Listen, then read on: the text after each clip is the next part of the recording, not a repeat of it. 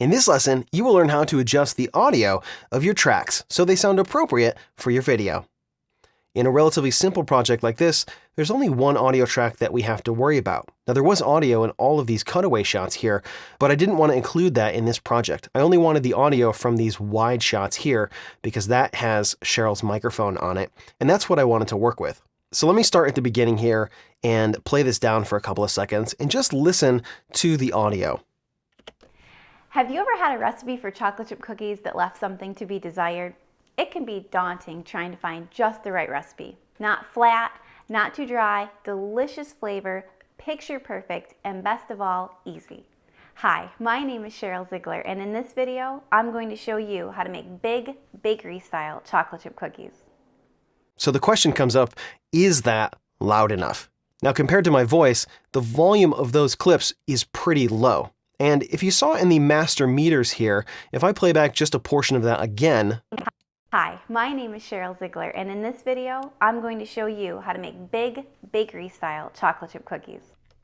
We're getting some peaks that are landing around -6 decibels, and then a lot of the other stuff is around -12 decibels, which is, I would say, a little bit on the low side. So let's talk about how to adjust this up just a little bit. Now, as you may have guessed from the audio transitions lesson, we can use these clip volume keyframes here to make volume adjustments, and we'll look at how to do that in just a second. But there's another way that we can kind of globally adjust the volume for all of these clips at the same time, and that's through a process called normalization. What normalization does is essentially take the loudest peak in a given clip, and it sets that to a specified level. So, for example, if I select this clip right here, and I right-click on it and I choose Audio Gain, this will bring up a dialog box with a few options. I can increase the volume here by a set amount. I can normalize the max peak to a specific level. Then I have another option here to normalize all peaks. Now, you might think that that would normalize every peak in this particular clip, but this is actually an option that you use when you select multiple clips. So if I wanted to just normalize this clip, I might normalize it to something like -2. I don't want it to be peaking right at 0 decibels, but I want to bring it up quite a bit. And it already shows me that the peak amplitude for this clip is -7.1, which means that if I normalize this to -2, it's going to bring this up about 5 decibels. And watch what happens to these waveforms when I press OK. They got a lot bigger. So now I'll play this from the beginning, and you notice that it's quite a bit punchier. Have you ever had a recipe for chocolate chip cookies that left something to be desired? It can be daunting trying to find. It's a lot louder, and I think it sounds quite a bit better. I'm going to undo that because I can do that same process to all of these clips. What I'm going to do is select all of these clips and then press G on the keyboard, which is going to bring up that audio gain dialog box. It's the keyboard shortcut. And now it's telling me that the peak amplitude on all of these clips is 3.4. Which means that some of these clips are going to be a little bit quieter, some of them are a little bit louder. The loudest one is somewhere in the neighborhood of -3.4 decibels. But let's say we wanted to normalize all the peaks, which means the peak in each one of these clips to, let's say, -2. You'll see that it looks like everything came up a little bit.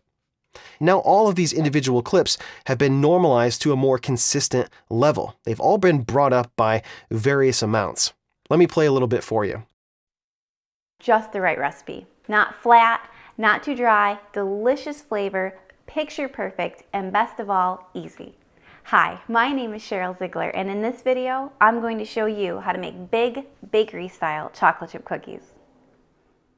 First, let's go over the ingredients. You will need 2 cups of all-purpose flour. You can hear that these 3 clips now sound nice and punchy, and the volume level between them sounds pretty well matched.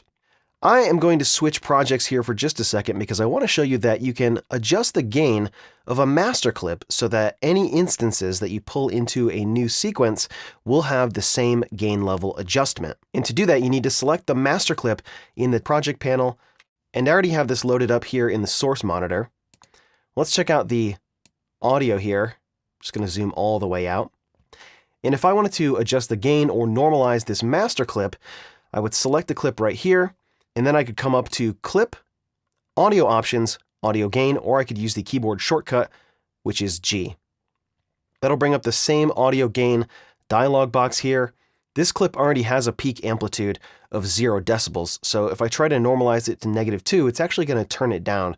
So just for the sake of visualization, I'm going to jack up the gain here by 10 decibels. And you can see what that did right up here to the master clip. So I'll just select a little bit here, and then I'll pull this down here. If you take a look at the audio on this clip, you can see that the audio is much louder because these waveforms are much bigger than all the other instances of this same exact clip that were already in this sequence. So unlike master clip effects, the change that you make with the audio gain to the master clip will not ripple down to all the child clips that you may have in your sequences. However, this is not the end of the world. If you needed to readjust the gain between these clips, we can do that because this audio gain change here is not destructive, meaning any changes you make to clips in Premiere, whether it's a video change or an audio change, do not affect the original clip. It doesn't affect the original source material. So when you normalize this clip, it did not rewrite the audio over the original clip.